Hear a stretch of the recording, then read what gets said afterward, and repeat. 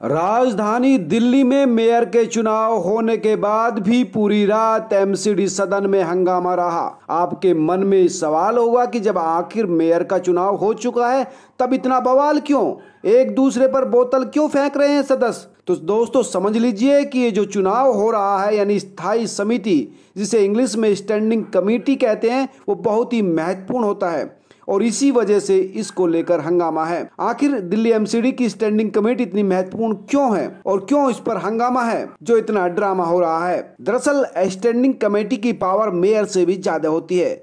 आप और बीजेपी इसी वजह से इस पर कब्जा करना चाहती है और इसके सदस्य इसीलिए एक दूसरे के दुश्मन बने बैठे हैं। तो दोस्तों सबसे पहले जान लीजिए कि स्थायी समिति के 6 सदस्यों का चुनाव होना था। जिस दिन महापौर और उप महापौर पद पर आपकी शैली ओबेरॉय और आले मोहम्मद ने जीत दर्ज की, शाम को सदन की कार्रवाई शुरू हुई तो मोबाइल फोन मतदान केंद्र के अंदर ले जाने पर बीजेपी पार्षदों ने आपत्ति जताई और फिर रात भर नारेबाजी और शोरगुल का दौर चला।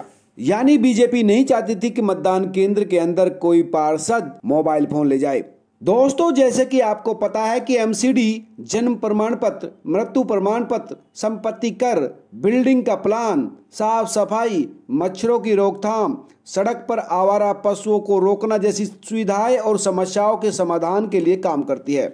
दिल्ली नगर निगम का प्रमुख मेयर होता है, लेकिन सिर्फ नाम का। जी हाँ, कारपोरेशन के हेड के तौर पर मेयर को बहुत सीमित शक्तियां मिली हैं, जिसमें से सबसे प्रमुख शक्ति है सदन की बैठक बुलाना। और वास्तव में दिल्ली एमसीडी में स्टैंडिंग कमेटी ही सच्चे मायने में प्रभावी तरीके से कारपोरेशन का कामकाज और प्रबंधन देखती है। जैसे यही स्थायी समिति ही प्रोजेक्ट को वित्तीय मंजूरी देती है, नीतियों को लागू करने से पहले चर्चा, उसे अंतिम रूप देने में भी स्थायी समिति का महत्वपूर्ण रोल है। आप यूं समझिए कि एमसीडी की यह मुख्य डिसीजन मेकिंग बॉडी है, यानी फैसला लेने वाला समूह होता है और इसमें 18 सदस्य होते हैं। कमेटी में एक चेयरपर्सन, एक डिप्टी चेयरपर्सन होता है। इन्हें स्टैंडिंग कमेटी के सदस्यों में से ही चुना जाता है। किसी भी राजनीतिक दल के लिए स्टैंडिंग कमेटी में स्पष्ट बहुमत होना बहुत मायने रखता है। इससे पॉलिसी और वित्तीय फैसले लेने में आसानी होती है। मेयर चुनाव के बाद 6 सदस्यों को एमसीडी हाउस में सीधे चुनाव के दौरान चुना जाता है। दिल्ली में एमसीडी 12 जोन में बटी है।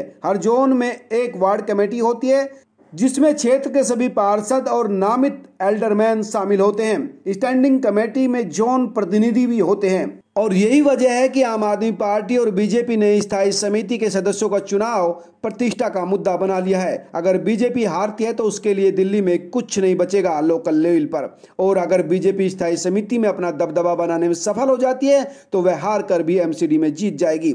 दिल्ली में स्थायी समिति के बगैर कुछ नहीं है, इसलिए 16 घंटे तक पूरी रात एमसीडी सदन में जोर आजमाइश चलती रही।